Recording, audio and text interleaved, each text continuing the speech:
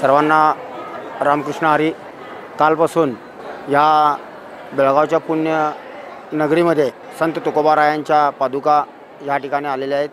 आपण JSS कॉलेजच्या ग्राउंडवरती आपण 7 दिवस हा गाथा पारायण सोहळा या ठिकाणी आपण सुरुवात केलेली आहे। वारकरी संप्रदायांच्या माध्यमातून या ठिकाणी संत तुकोबारायांचे 11वे वंशज या ठिकाणी आम्हाला संबोधित करण्यासाठी आशीर्वाद देण्यासाठी या ठिकाणी आलेले आहेत। हे पारायण ठेवण्याचा उद्देश एकच की संत तुकोबाराय वैकुंठ गमन होऊन 375 वर्ष पूर्ण होत आहेत यावर्षी, आणि त्याचा औचित्य साधून या ठिकाणी आपण त्यांचे विचार आणि त्यांचे आशीर्वाद घेण्यासाठी आज या ठिकाणी गाथा पारायणाची सुरुवात झालेली आहे। मी सर्व माता भगिनी मायबाप बंधूंना मी सर्वांना सांगू इच्छितो, आवाहन करू इच्छितो की तुम्ही या कार्यक्रमाचा लाभ घ्यावा। कारण ही जी हिंदू संस्कृती टिकून ठेवलेली आहे ह्या वारकरी संप्रदायानं, आणि वारकरी संप्रदायाचं एक कर्तव्य ते आज बजावत आहेत, म्हणजे आपल्या समाजातील मुलींना होतकरू बनविणं, मुलांना निर्व्यसनी बनविणं हे कार्य वारकरी संप्रदायाच्या माध्यमातून होतं आहे। माझी एक विनंती सर्व आईवडिलांना आहे की त्यांनी आपल्या मुलांना आणि मुलींना ह्या ठिकाणी या कार्यक्रमाला आणावं। रोज सकाळी 6 वाजल्यापासून कार्यक्रमाला सुरुवात होती। सकाळी गाथा पारायण, त्यानंतर दुपारी 3 ते 4 ह्या वेळेमध्ये हरिपाठ, त्यानंतर 6 ते 7 वाजेपर्यंत प्रवचन, आणि 7 ते रात्री 10 वाजेपर्यंत या ठिकाणी कीर्तनाचा कार्यक्रम ठेवलेला आहे। आणि कीर्तनासाठी आम्हाला मोठमोठे थोर व्यक्ती ह्या ठिकाणी आम्हाला लाभलेले आहेत। मग एकनाथ महाराज यांचे वंशज, तुकाराम महाराजांचे वंशज ह्या ठिकाणी आम्हाला संबोधित करता आहेत। तर ह्याचा लाभ आपल्या परिसरातील संपूर्ण वारकरी संप्रदाय असेल आणि इतर सर्व हिंदू भक्तजन असेल, मायबाप बंधू असतील, या सर्वांनी ह्या कार्यक्रमाचा लाभ घ्यावा आणि आपल्या हातून जी सेवा करायची आहे ती या ठिकाणी करावी, हीच विनंती तुमच्या माध्यमातून करू इच्छितो।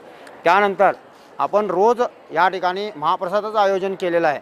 सकाळी आपल्या या भक्तगणांना त्या ठिकाणी न्याहारीची सोय केलेली आहे, त्यानंतर दुपारी जेवणाची सोय केलेली आहे, संध्याकाळी परत आणि जवळजवळ 3-4 हजार लोकांचा महाप्रसाद, आता कालपर्यंत 3000 लोकांचा महाप्रसाद होता, आज वाढण्याची शक्यता आहे।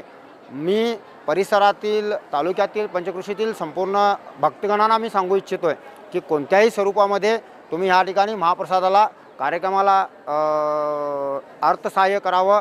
कोणी भाकरी देत असतील तर कमिटीशी अगोदर येऊन भेटावं आणि त्यांनी भाकरीची देखील व्यवस्था करावी। काल धामणे या गावातून परिसरातून जवळजवळ 2000 भाकरी या ठिकाणी आल्या होत्या।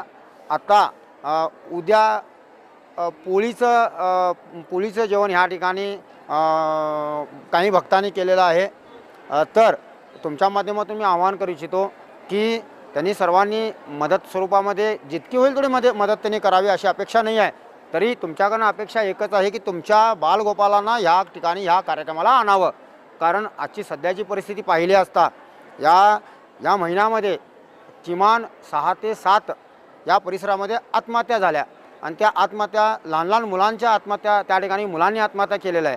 तर हे कुठंतरी समाजाला घातक आहे, आणि हे समाजाला घातक हे विचार करून या आमच्या महंत संत लोकांनी हा जो कार्यक्रम या ठिकाणी ठेवलेला आहे, तर त्याचं एकच ध्येय एकच आहे की आपला समाज सुसंस्कृत आणि आपला समाज पुढच्या वाटेला नेण्यासारखा, विद्यार्थी पुढच्या वाटेला नेण्यासाठी हा कार्यक्रम या ठिकाणी होऊ घातला आहे। त्यासाठी तुमच्या माध्यमातून सर्वांना विनंती करू इच्छितो की तुम्ही ह्या कार्यक्रमाला आवर्जून उपस्थित राहा, आणि महाराजांचे आशीर्वाद आणि संत तुकोबारायांच्या पादुका ह्या ठिकाणी आलेल्या आहेत, त्या पादुकांचं देखील या ठिकाणी तुम्ही दर्शन घ्यावं ही विनंती तुमच्या माध्यमातून करतोय।